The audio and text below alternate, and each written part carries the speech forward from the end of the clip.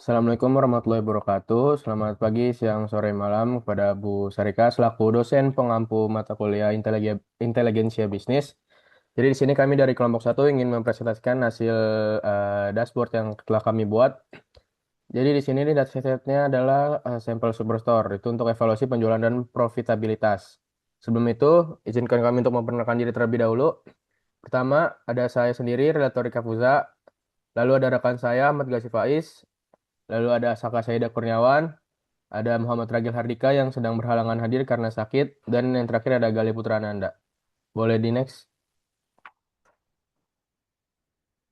Oke, di sini ada latar belakang dan tujuannya. Jadi, latar belakang itu adalah keputusan bisnis kini perlu didukung oleh data. Business intelligence mengolah data transaksi menjadi informasi yang mudah dipahami melalui visualisasi dan dashboard. Penjualan tinggi tidak selalu berarti profit tinggi ataupun diskon besar. Margin kecil atau produk merugi dapat mengerus profit. Dashboard ini disusun untuk menemukan insight dan menyusun rekomendasi bisnis yang tepat. Tujuannya itu untuk memahami kinerja penjualan dan profit sampai Superstore, lalu untuk menganalisis tren penjualan berdasarkan waktu, untuk menemukan wilayah unggulan dan wilayah bermasalah, lalu mengidentifikasi kategori atau subkategori untung dan merugi, lalu mengetahui faktor penyebab profit yang rendah, dan terakhir menyusun rekomendasi dan strategi peningkatan profit. Boleh di next? Oke, jadi di sini ada tentang dataset kami. Jadi ini adalah penelitian menggunakan sampel Superstore, yaitu dataset transaksi penjualan retail periode 2014 sampai 2017 yang umum digunakan sebagai media pembelajaran BI. Oke, data yang dianalisis yaitu ada order date, sales, profit, quantity, discount, kategori, subkategori, segment, state, dan product name. Adapun di sini KPI dari dashboard kami yaitu 2,3 juta dolar total penjualan, lalu 286.000 dolar total profit, 5.009 jumlah order, dan 12,47% profit ratio. Boleh di next? Oke, selanjutnya akan dilanjutkan oleh rekan saya, Ahmad Ghazzi Faiz.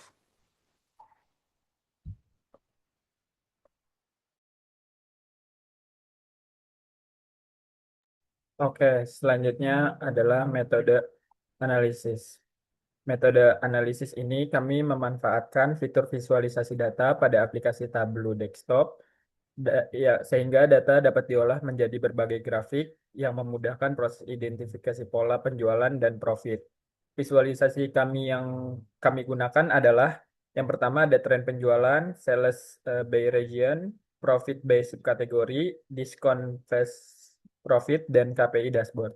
Hasil visualisasi ini kemudian kami analisis untuk memperoleh insight bisnis dan rekomendasi strategi perusahaan.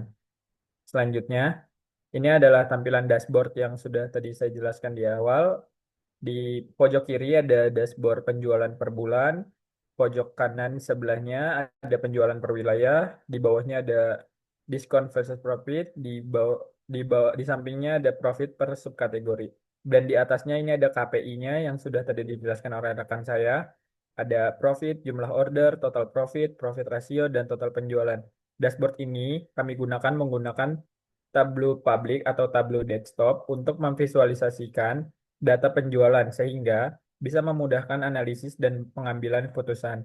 Dashboard ini juga menyajikan informasi utama berupa KPI, yaitu total sales kurang lebih sampai 23 juta, total profit sampai 286.000 dolar, dan mendapat hasil order 5.009 dan profit ratio sebesar 12,47%.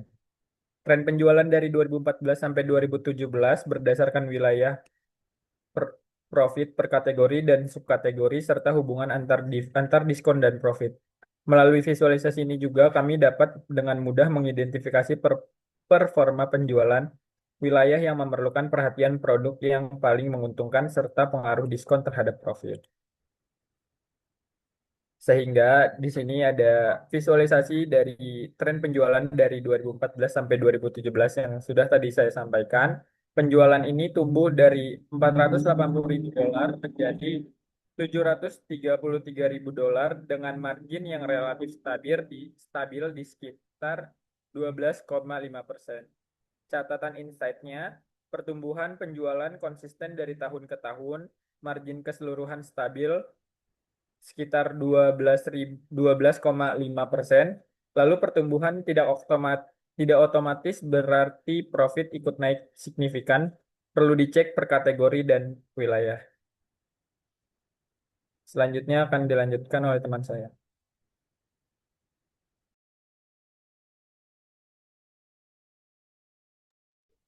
Oke, baik. Jadi, pada slide ini terdapat tiga insight utama dari hasil analisis dashboard yang sudah tadi Gazi jelaskan. Jadi, yang pertama itu ada kategori furniture. Jadi, kategori ini memiliki penjualan yang tinggi, tetapi profitnya rendah karena subkategori tables dan bookcase-nya masih mengalami kerugian. Yang kedua, ada region sentral. Jadi, region sentral menjadi wilayah yang perlu eh, diperhatikan karena memiliki margin rendah dan rata-rata diskon tertinggi. Yang terakhir ada eh, kategori teknologi, yaitu merupakan kategori yang paling menguntungkan terutama pada subkategori copiers, sehingga layak menjadi fokus pengembangan perusahaan. Oke, boleh di next slide.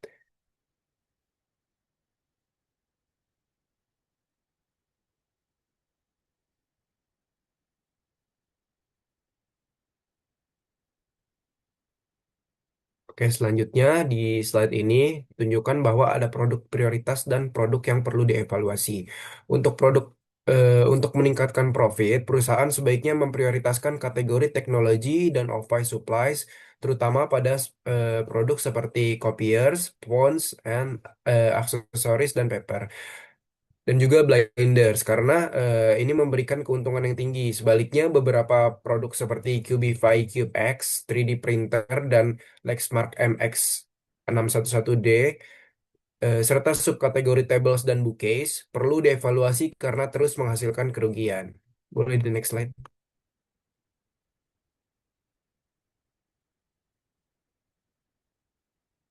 Selanjutnya pada slide ini menunjukkan wilayah yang bermasalah dan faktor profit rendahnya itu apa.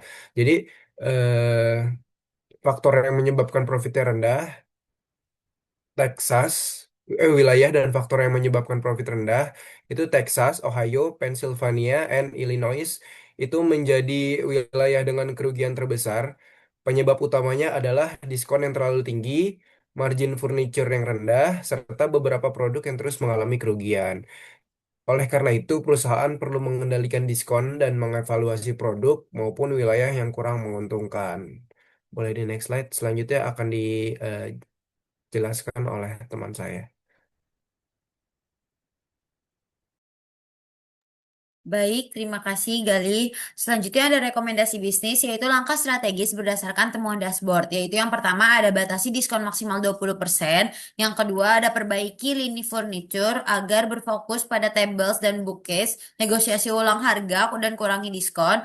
Kemudian perbaikan pada regional sentral. Dan yang terakhir dorong kategori teknologi yaitu fokuskan promosi pada copiers, phones, dan aksesoris. Boleh di next. Kesimpulannya yaitu ada 2,3 juta total penjualan, 286.000 total profit, 12,47% profit rasio dengan tren naik dari 2014 ke 2017. Strategi utamanya yaitu perusahaan harus dapat kendalikan diskon, evaluasi produk merugi, perbaiki furnitur, sehatkan region sentral dan fokuskan promosi pada produk dan segmen yang bermargin tinggi. Boleh di next. Baik, sekian presentasi dari kami. Kurang lebihnya mohon maaf. Wassalamualaikum warahmatullahi wabarakatuh.